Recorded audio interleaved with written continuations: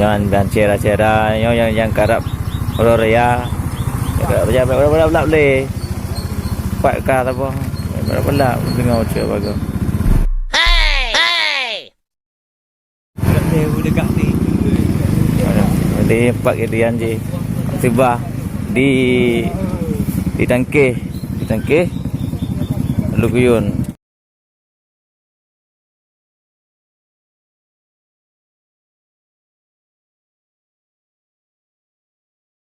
Kamu tiba tu motor.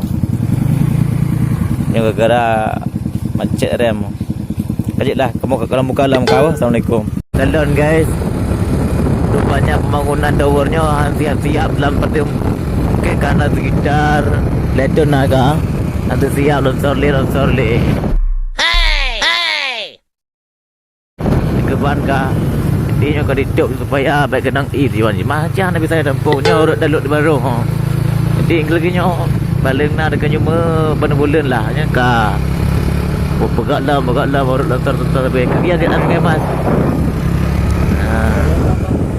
Jadi adalah jalan pengemas ini adalah longsor. Nyo dalam jaket jangka memang bawaan di zaman.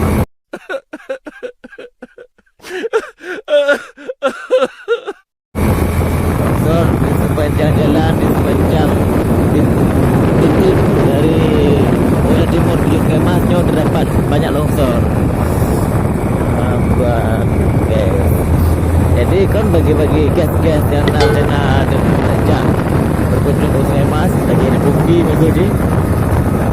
Pak Ketua Wisata jadi bersiaplah untuk daerahnya rawan kecelakaan karena bernama tikungan madung, tikungan berbenduk berat dan juga kemudian dengan menyumbang di berbagai titik di sepanjang area jalan mulai dari Wilayah Timur sampai ke Masuk Kemas. Demikian guys.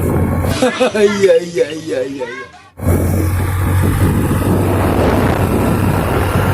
Oh my. Ini contoh barang tu akan lewat guys. Contoh barang jalan sikok tak malu sikok kan.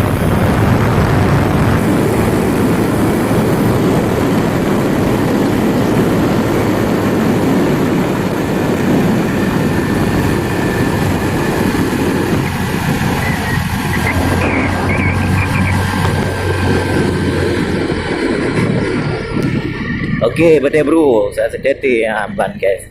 Sekalonnya sepanjang jalannya cik memang longsor pula.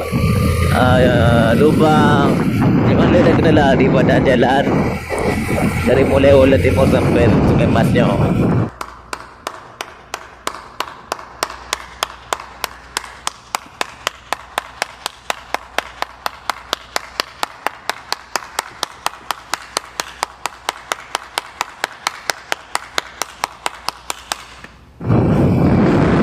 Maka turun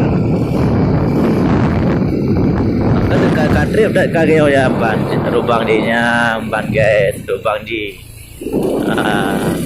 jadi diharap sangat kepada seluruh pengguna jalan apalagi yang belum memang menghafal keadaan jalan di sini untuk berhati-hati karena badan jalan sangat-sangat memprihatinkan dan sangat-sangat berpotensi ada berbagai kemungkinan kecelakaan lalu lintas.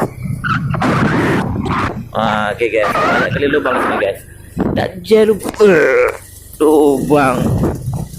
Ya, ban. Okay guys, bannya pula dia kena salam. Jadi nak tengok gas lah yang pakai jangan mati. Okay, gas penasaran ke? Kamu nak kendalau cik tangki. Nyoleh pergi. Alai pak kabrador ji, tapi berkemungkinan pak tangki, mungkin tangki kam kerajaan mana, belum lagi asa. Mana je nampak wadri.